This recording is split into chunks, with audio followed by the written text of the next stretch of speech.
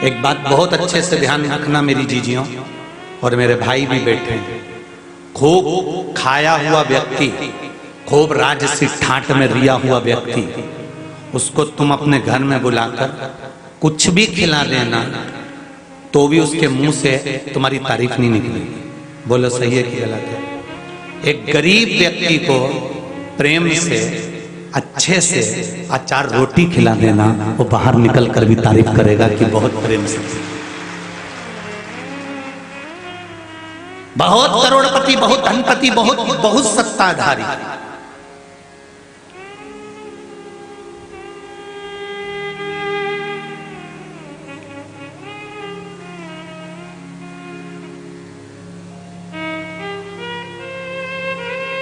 बहुत अरबपति, उसको आप गुजिया भी खिला लो, रबड़ी भी खिला लो, सारा सामान खिला लो, तो भी उसके चेहरे पर कोई फर्क नहीं पड़ता, क्योंकि वो रोज ही खाता, वो रोज प्रतिदिन खाता। जो नहीं खाता उसको खिलाया जाए। और जब दिल से आप मेरे शंभू के लिए, मेरे शंकर के लिए कोई चीज तैयार करते हो और तैयार कर कर जब भगवान को देते हो, तब भगवान उसको जो स्वीकार करता है, तब भगवान शंकर जैसे दिल से तुमने कोई सामग्री बनाई, चंदन बनाया, भगवान को दिया, उसी तरह फिर दिल से मेरा भोलेनाथ आपको देना प्रारंभ कर देता है। दिल से दिया।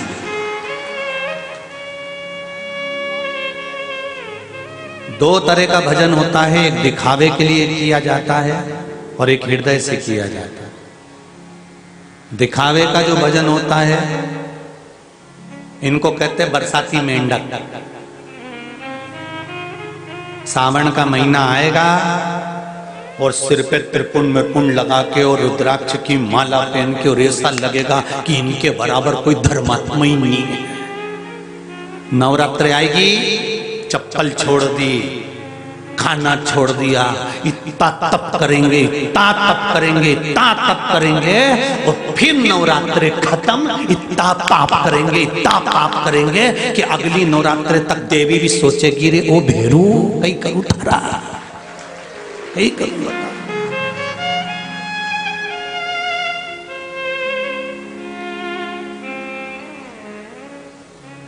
इसको बरसाती मेंढक कहते हैं, इसको दिखावे की भक्ति कहते हैं। पूरे 9 दिन में तुमने फरियाल खाया, पूरे 9 दिन में तुमने सिंगाड़े के आटे की रोटी खाई, पूरे 9 दिन में तुमने चिप्स खाई, तुमने पूरे 9 दिन में साबूदाना की खिचड़ी खाई, तुमने पूरे 9 दिन में हलवा बनाकर खाया, पर पूरे 9 दिन में किसी बूढ़ी माँ को जाकर पूछा कि माँ, अगर आज मेरा नवरात्रे का व्रत है, तूने कुछ खाया नहीं हो, तो मेरा मन है कि पहले फलियार तुझे करा दूं, उसके बाद मैं खा लूं, पुण्य मिल जाए। पर राम राम जपना और पड़ोसी का माल भी अपना। दुनिया तो यहाँ चल रही है, महाराज तुम बात करो।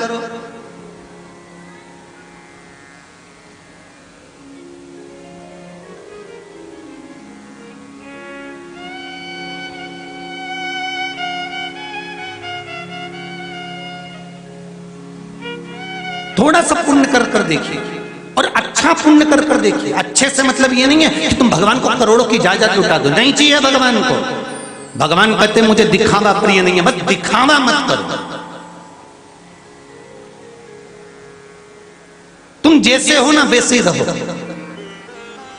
भगवान को जिस तरह से साधारण भाषा में रिझाना है, भगवान को बहुत नियम भी प्रिय नहीं है। भगवान कहते हैं मुझे ज्यादा नियम धर्म पर पसंद नहीं, मुझे तो तुम साधारण भाव में आओ, 1 लोटा पानी चढ़ाया, 3 बार ताली बजाई, बम बम बोला और घर को डोला, फिर चला अपने घर। बस थोड़ी देर मेरे पास बैठो।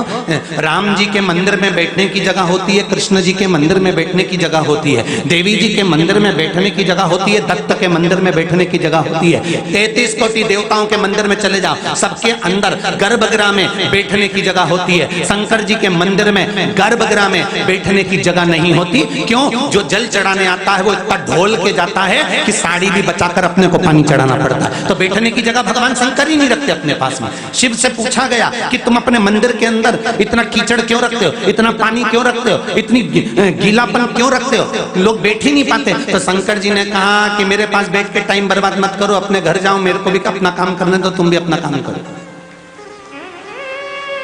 मैं भी राम भज रहा हूं, तुम भी राम भजो, मैं कृष्ण भज रहा हूं, तुम भी कृष्ण भजो, मैं शिव स्वयं बैठकर भगवत स्मरण कर रहे हैं, तो आप भी बैठकर भगवत स्मरण करो। क्यों समय बर्बाद करते हो? इसीलिए शायद तुलसी बाबा ने लिख दिया, आधी में पुनी आज बहुत है उतना। थोड़ी सी देर का सत्संग करो, थोड़ी सी देर का कीर्तन करो, थोड़ी सी देर का भजन करो, थोड़ी सी देर का स्मरण करो, थोड़ा सा भगवान को दो। भगवान की कथा में ये नहीं लिखा कि एक मुट्ठी भरकर चावल चढ़ाओ। शिव महापुराण में ये नहीं लिखा कि तुम इतना सारा चढ़ाना। शिव महापुराण में तो साफ साफ लिखा है शिवरात्रि की कथा में कि एक भील बेलपत्री के पेड़ पे टंग गया, चढ़ गया, उसके पास में पानी की छाजल थी। छाजल जानते हो, ऐसी कपड़े की सिली होती थी, उसमें पानी भरा होता था। कपड़े की छाजल थी, उसने ऊपर टांग दी। आज मृगा करने के लिए आया है, हिरण को मारने आया है, क्योंकि बच्चे भूखे हैं, उनको भोजन देना है। ऊपर चढ़ा हुआ था और बेलपत्री के पेड़ पे चढ़ा हुआ था। इसको नहीं मालूम कि पानी छाजल में से नीचे टपक रहा है, वहां कंकर रूपी शंकर बैठा हुआ है। उस शंकर पर पानी टपक रहा था,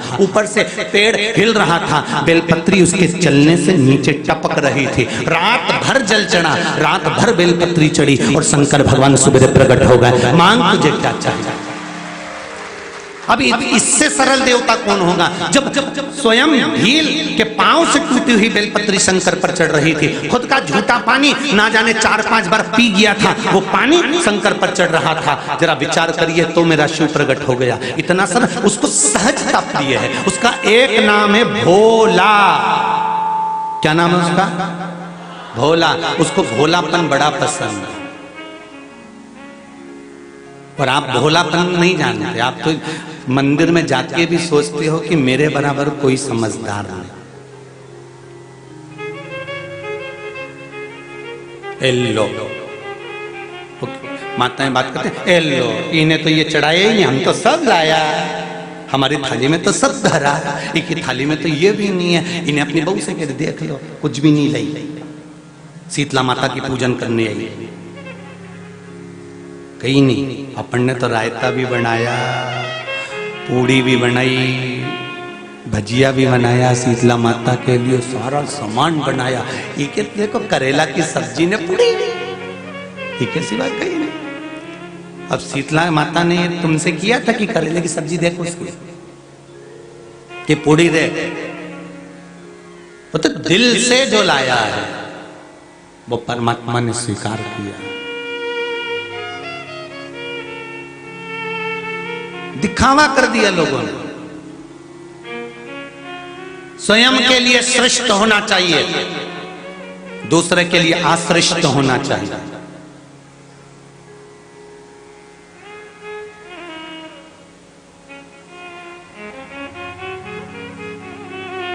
खुद के व्यापारी आए, खुद का व्यक्ति आए तो उसके लिए व्यवस्था अच्छी होना चाहिए, बाकी के लिए व्यवस्था सब बेकार होना चाहिए।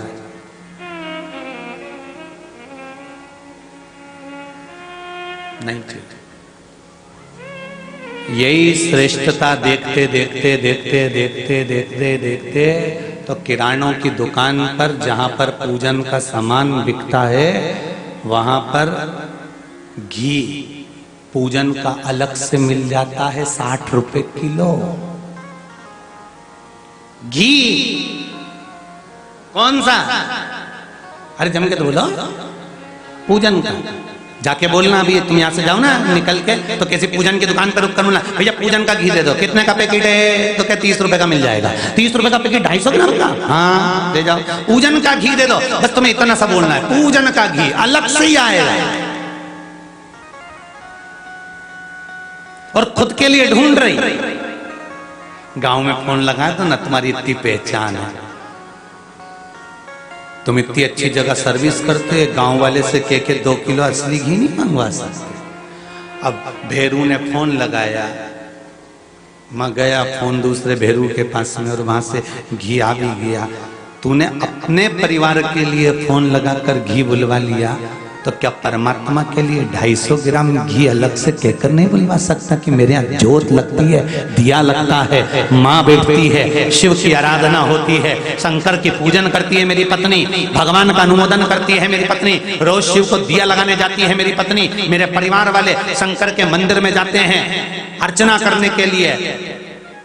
पर नहीं, किराने की दुकान पर पूजन का घी अलग से मिलता है। कितना छल करोगे भगवान के साथ। और फिर पूजन का घी नकली, और भगवान को तुमने दिया लगा दी, अगरबत्ती लगा दी, बाती लगा दी, नकली नकली भगवान को चढ़ा दिया। भगवान के शरीर पर जब वो घी लगा, भगवान के शरीर पर जब वो घी बेकार, जो किसी काम का नहीं था, तुम एक दिन उसकी रोटी नहीं खा सकते, तुम्हें 4 दिन तक वोमिटिंग होगी।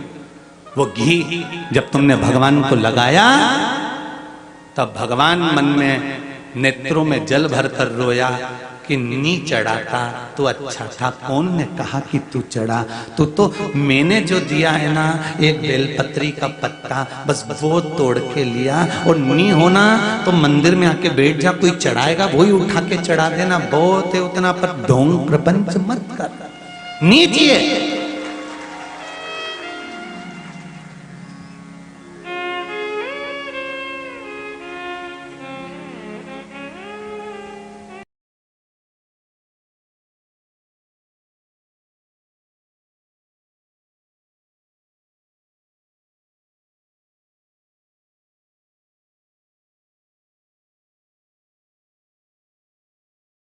की भक्ति में मत करो।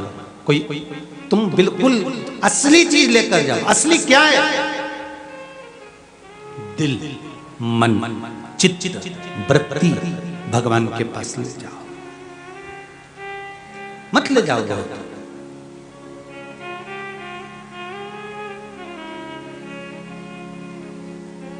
कोई नहीं कह रहा ये अगर तुम किसी ब्राह्मण से जाकर कह दो ना कि ना ब्राह्मण देवता हमारे पास में असली घी नहीं है, हम दिया क्या लगाएं, तो ब्राह्मण को भी अगर सत्य कह दोगे, और विद्वान अगर ब्राह्मण होगा तो कह देगा चिंता मत करो, अखंड दिया वो सूर्य का जल रहा है, मैं उसी की पूजन करा देता हूं। पर नकली का प्रयोग मत करना देवता की पूजन में। जो चढ़ाना है असली चढ़ाओ, थोड़ा चढ़ाओ, अच्छा चढ़ाओ। भगवान को कभी बुरा मत दो, कभी मत दो। श्रेष्ठ दीजिए। एक लोटा जल लेकर जाओ घर से। कौन कौन ले जाता है घर से? सब घर से ले जाते हो? वाह वाह वाह, धर लो, बहुत बढ़िया, बहुत बढ़िया। एक लोटा जल लेकर जाओ घर से, और भगवान शंकर को दिल से चढ़ा कर आ जाओ। नहीं है ना अगरबत्ती, नहीं है ना दिया, मत लगाओ, आप तो जल चढ़ाओ जो शिव ने दिया। जिस दिन जल भी नहीं हो, भूल गए, 3 बार ताली बजा कर आ जाओ। वो भी भूल गए,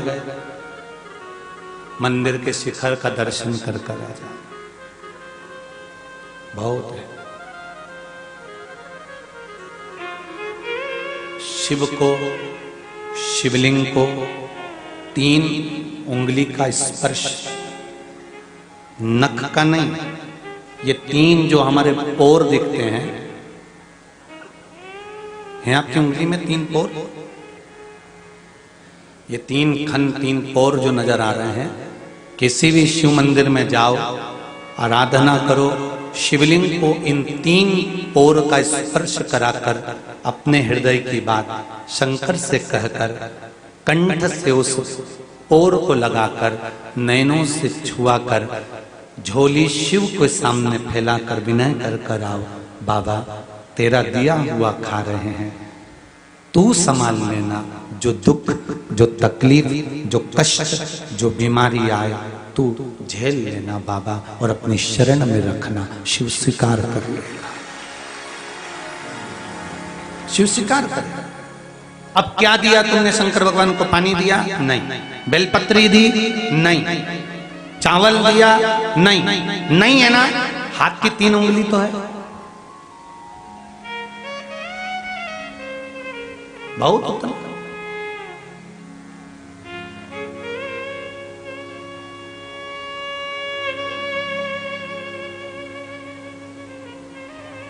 सुंदर बात कही है।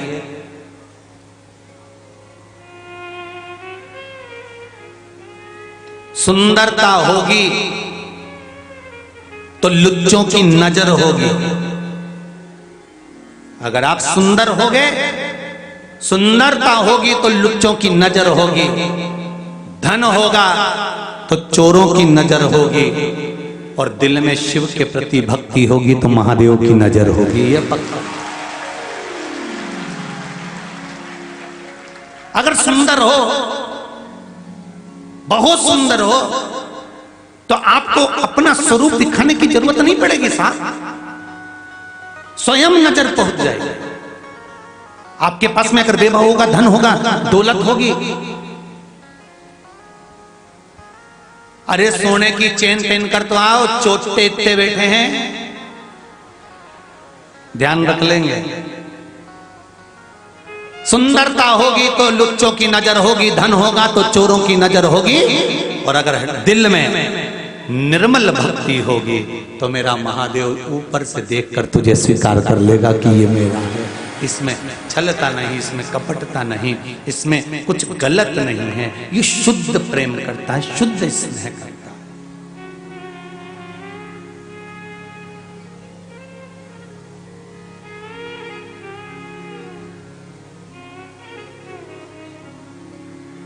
आपका हृदय, आपकी चित्त, आपकी वृत्ति निर्मलता की, पर उससे हम परे हैं, उससे हम परे।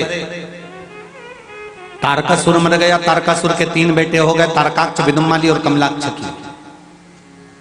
इन तीनों ने ब्रह्मा जी का तप करा, और तप कर कर वर मांगा कि हम तीनों को 3 पुरियों का निर्माण करा जाए। इनको 3 नगर बसा दिए गए।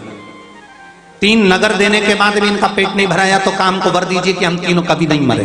ब्रह्मा जी ने कहा ऐसा कभी नहीं हो सकता कि तुम नहीं मरोगे, मरना तो पड़ेगा। तो तीनों ने वर मांगा कि हम तीनों मरे तो एक साथ मरे।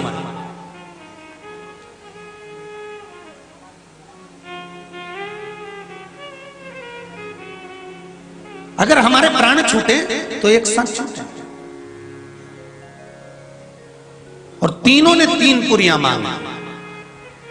तीनों निवास करने लगे, देवताओं को परेशान करने लगे। विप्र, धेनु, सुर, संत हित, रामचरितमानस में आता है।